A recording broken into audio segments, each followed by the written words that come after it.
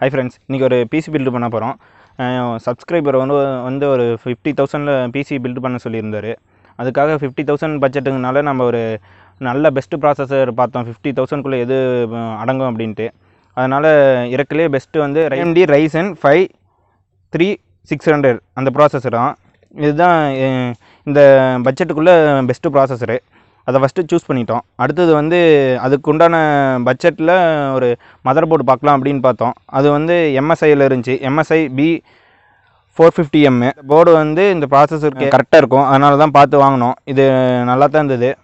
ரிவ்யூலாம் பார்த்து தான் வாங்கிட்டோம். ஓகேவாக தான் இருந்தது. அதனால் இவர் வந்து ப்ரொஃபஷ்னல் யூஸ்க்காக ரெடி பண்ணுறதுனால கிராஃபிக்ஸ் கார்டுக்கு இம்பார்ட்டன்ட் கொடுக்கல. அதனால் என்ட்ரி லெவல் கிராஃபிக்ஸ் கார்டு தான் போட்டோம். 2GB தான் போட்டிருக்கிறோம். அதனால் ஆசூஸ் கம்பெனி, இதுவும் நல்ல பிராண்டு தான். அதனால் இது போட்டிருக்கிறோம். அப்புறம் ரேம் வந்து 8GB ரேமு போட்டிருக்கோம். இது வந்து க்ரோசையர் ரேமு. இது வந்து 8GBங்கனால சிங்கிள் ஸ்லாட்டில் தான் போட்டுக்கிறோம். ரேம் வேணால் எக்ஸ்டெண்ட் பண்ணிக்கலாம். ஸ்டோரேஜுக்காக SSD வாங்கியிருக்கோம். இதில் வந்து OS ரன் பண்ணோம்னா ஃபாஸ்ட்டாக இருக்கும். அதனால தான் SSD சூஸ் பண்ணியிருக்கோம். நம்மளுக்கு ஸ்டோரேஜ் அதிகமாக வேணும், 1TB 2TB வேணும்னா அதுக்கு வந்து ஹார்ட் டிஸ்க்கு வாங்கி போட்டுக்கலாம். அது ரேட்டு கம்மி தான். இதுலேயே 1TB 2TB வாங்கினோம்னா ரேட் அதிகமாக இருக்கும். அதனால் ஹார்ட் டிஸ்க்கு மாறிடலாம். இது OS ரன் பண்ணுறதுக்காக மட்டும், ஸ்பீடாக இருக்கிறதுக்காக. அதனால் SSD சூஸ் பண்ணியிருக்கோம். இப்போ க்ரோசையர் 450 வாட்ஸு SMBS எதுக்கு வந்து சூஸ் பண்ணியிருக்கோம்னா, இப்போ நம்ம மதர்போர்டு ப்ராசஸரு எல்லாத்தையும் கால்குலேஷன் பண்ணோம், எவ்வளோ வாட்ஸு எடுக்கும் அப்படின்னு. அதனால் கால்குலேஷன் பண்ணி இது பெஸ்ட்டாக இருக்கும், 450 ஓகே நமக்கு அப்படிங்கிறனால எடுத்திருக்கோம். சரிங்க ஃப்ரெண்ட்ஸ், வாங்க இப்போ எப்படி அசம்பிளி பண்ணலான்ட்டு பார்க்கலாம்.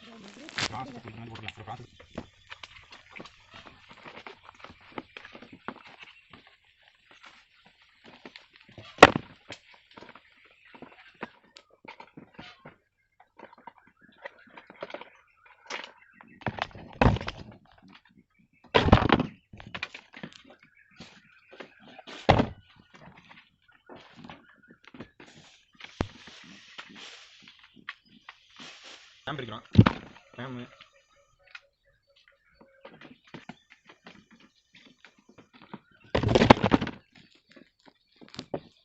இந்த மட்டும் மாற்றிருக்கோம். நம்ம அதெல்லாம் பிடிச்சிருக்குன்ட்டு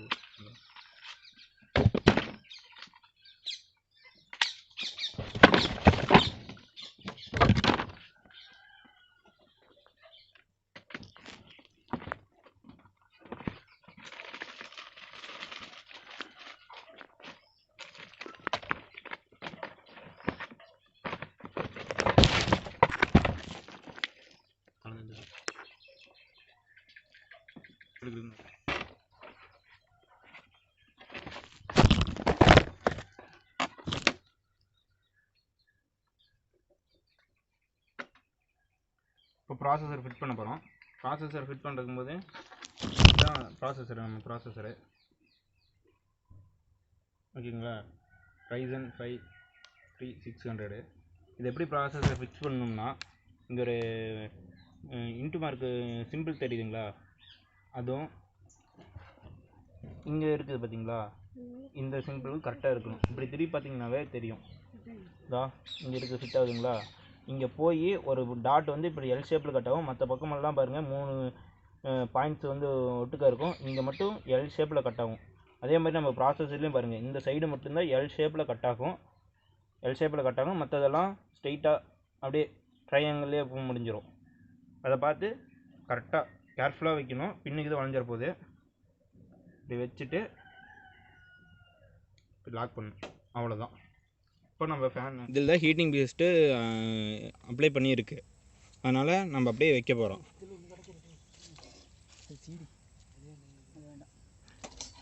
ஃபேனுக்கு பின்னாடி இது வரும், அதை ஃபஸ்ட்டு வச்சுக்குவோம்.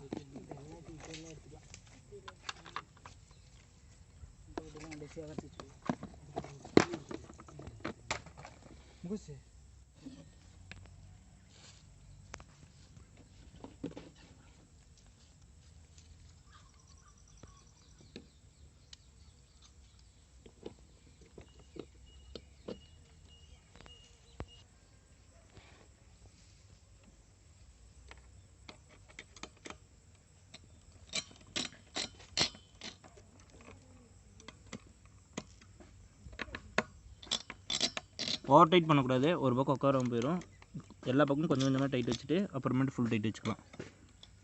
2 மரம் ஏறினா போதும்.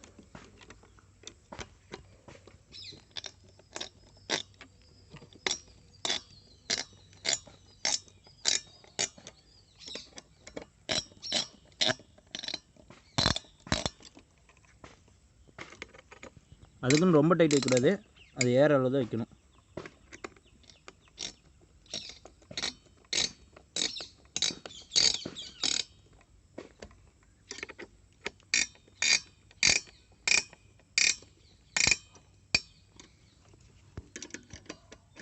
ஈவனாக வைக்கணும் எல்லாத்துக்கும்.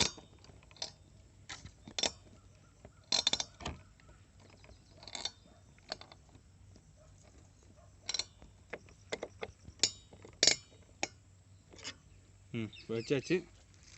ஃபேனோட ஒயரு இங்கே பாருங்கள், CPU ஃபேன் ஒன்று இருக்கும், இங்கே பாருங்கள், அதில் ஃபிட் பண்ணிக்கிறோம்.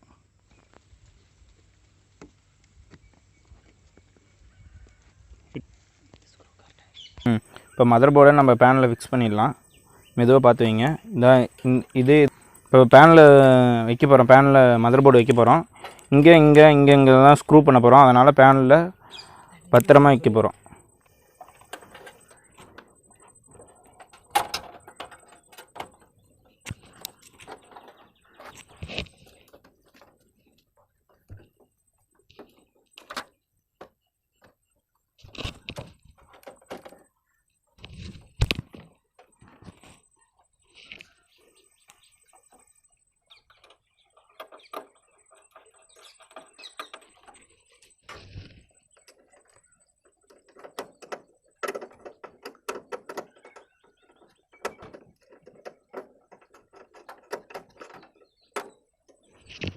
அடுத்தது நம்ம கிராஃபிக்ஸ் கார்டு மாட்ட போகிறோம். இந்த லாக் எடுத்து விட்டுங்க.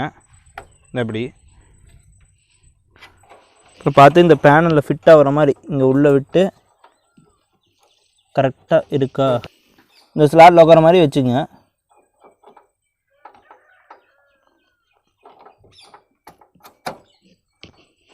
அவ்வளோதான், ஃபிட் ஆகிடுச்சு. பின்னு லாக் ஆகிருக்கும், அதே ஆட்டோமேட்டிக்காக லாக் ஆகிக்கும் ஃபிட் ஆகிடுச்சுன்னா. இங்கே ஸ்க்ரூ போட்டு டைட் பண்ணிக்கலாம் இந்த பக்கம். அப்புறமேட்டுக்கு இப்போது ரேமை ஃபிக்ஸ் பண்ணலாம். அதே மாதிரி தான் ரேம் வந்து இங்கே லாக்காக இருக்கும். இது இப்படி ஓப்பன் பண்ணி விட்டு இந்த காடியும் இது எந்த பக்கம் இப்படி வச்சோம்னா செட் ஆகுமா, அப்படி வச்சு செட் ஆகுமான்னு பார்த்துக்கணும். இப்படி வச்சா இப்படி வச்சா செட் ஆகலை, இப்படி தான் வச்சாகணும்.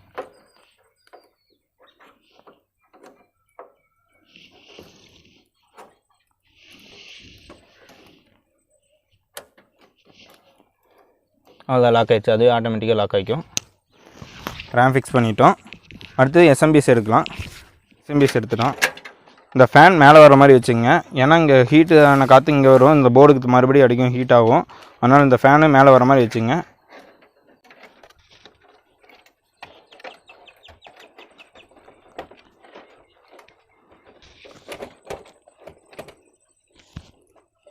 இங்கே ஸ்க்ரூ போட்டு இங்கே பின்னாடி டைட் பண்ணிக்கங்க. இப்போ வந்து எஸ்எம்பிஎஸ்ஸை ஸ்க்ரூ பண்ணிட்டோம். இப்போ இதோட கனெக்ஷனெல்லாம் இப்போ கொடுக்க போகிறோம். இப்போ ஃபஸ்ட்டு இதோட பவர் சப்ளை இதை எப்படி கனெக்ட் பண்ணுறதுன்னு பார்த்துக்கலாம். இது சாட்டா கேபிளை இப்படி வச்சு செக் பண்ணிவிட்டு இதுக்கு சாட்டா இங்கே குத்திடலாம்.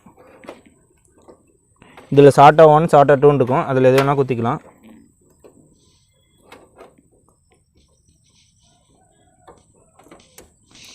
செக் பண்ணிட்டோம். இப்போது எஸ்எஸ்டிக்கு பவர் கொடுக்கணும். அதுக்கு கேபிள் இப்போ எஸ்எம்பிஎஸ்லேருந்து எடுக்க போகிறோம்.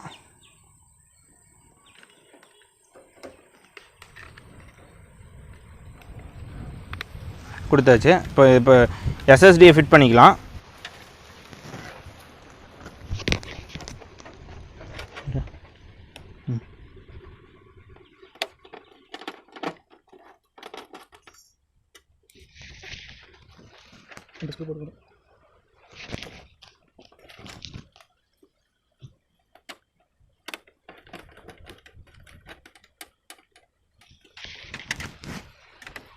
எஸ்எஸ்டிக்கால் பவர் செல் போய் கொடுத்தாச்சு. சாட்டா கேபிளுக்கு வர எஸ்எம்பிசிலேருந்து பவர் கேபிள்.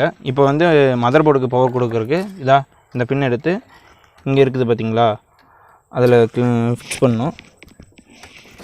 பார்த்து கேர்ஃபுல்லாக ஃபிக்ஸ் பண்ணுங்கள்.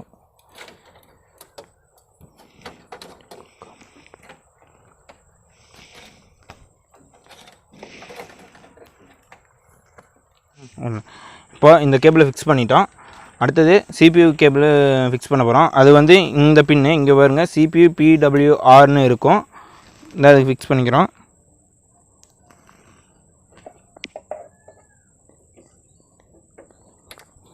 கனெக்ட் பண்ணிட்டோம். அது அவ்வளோதான்.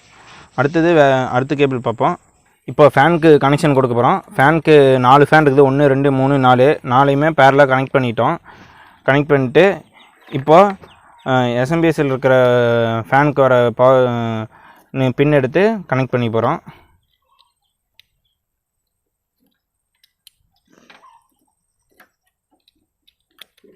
அவ்வளோதான், இது கனெக்ட் பண்ணியாச்சு.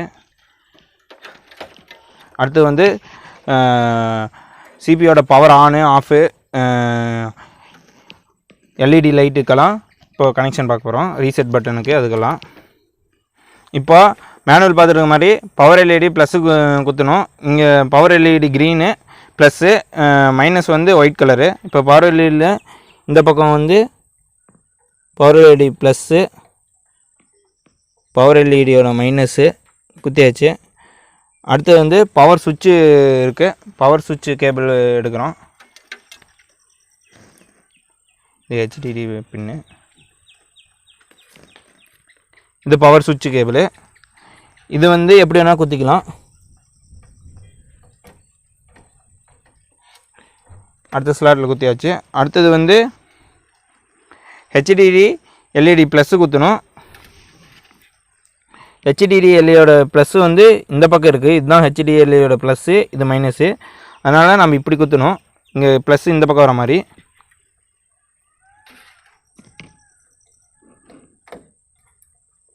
குத்தியாச்சு. அடுத்தது வந்து ரீசெட் சுவிட்சு குத்தணும். அது எப்படி வேணால் மாற்றி குத்திக்கலாம், அதுக்கு பிரச்சனை இல்லை.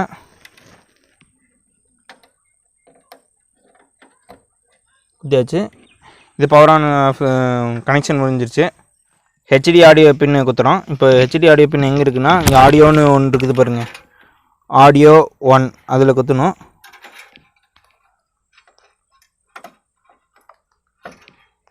அவ்வளோதான், ஃபிக்ஸ் ஆகிடுச்சு.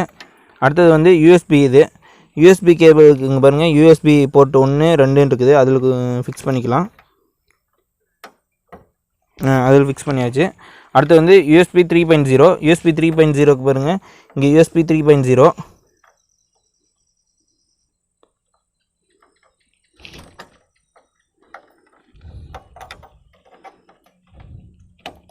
அவ்வளோதான், ஃபிக்ஸ் பண்ணியாச்சு. இனிமேட்டு பேனல் எல்லாத்தையும் கரெக்டாக ஒயரெல்லாம் அரேஞ்ச் பண்ணிட்டு CPU ஆன் பண்ணி பார்த்துடலாம். எல்லாம் ஒயரிங்கெல்லாம் கரெக்டாக அரேஞ்ச் பண்ணி டேக் பண்ணி கட்டி பர்ஃபெக்டாக பண்ணியாச்சு. CPU ஆன் பண்ணிட்டோம். ரன் ஆகிட்டு தான் இருக்குது, பார்த்துக்குங்க.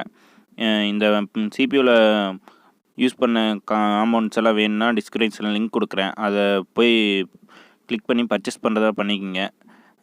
நம்ம வீடியோ பிடிச்சிருந்தால் லைக் பண்ணுங்கள், ஷேர் பண்ணுங்கள், அப்படியே சப்ஸ்கிரைப் பண்ணுங்க. Thank you friends.